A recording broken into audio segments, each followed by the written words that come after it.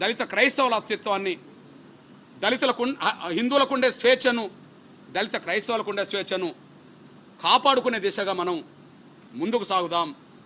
ఖచ్చితంగా ఇట్లాంటి దుర్మార్గమైన చర్యల్ని తిప్పికొట్టే విషయంలో అందరం కలిసి అన్నదమ్ముల్లాగా మనం ముందుకు సాగుదాం.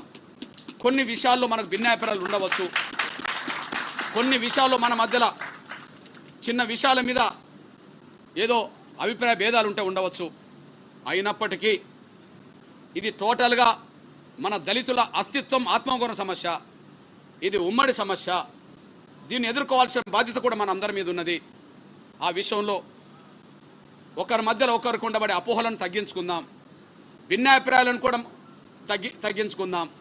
మనకు వచ్చిన ప్రమాదాన్ని ఎదుర్కొనే కాడ, నివారించుకునే కాడ ఒకటవుదాం. ఆ విషయంలో నా దళిత సోదరులందరూ ఆలోచించాలని విజ్ఞప్తి చేస్తున్నా.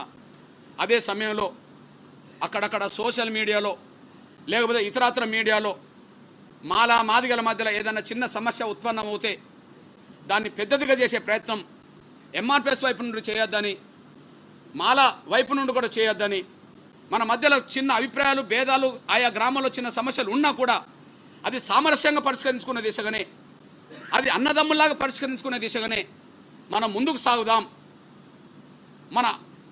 మన ఐక్యతను, మన అస్తిత్వాన్ని బలంగా నిలబెట్టే ప్రయత్నం చేద్దాం. ఈ విషయంలో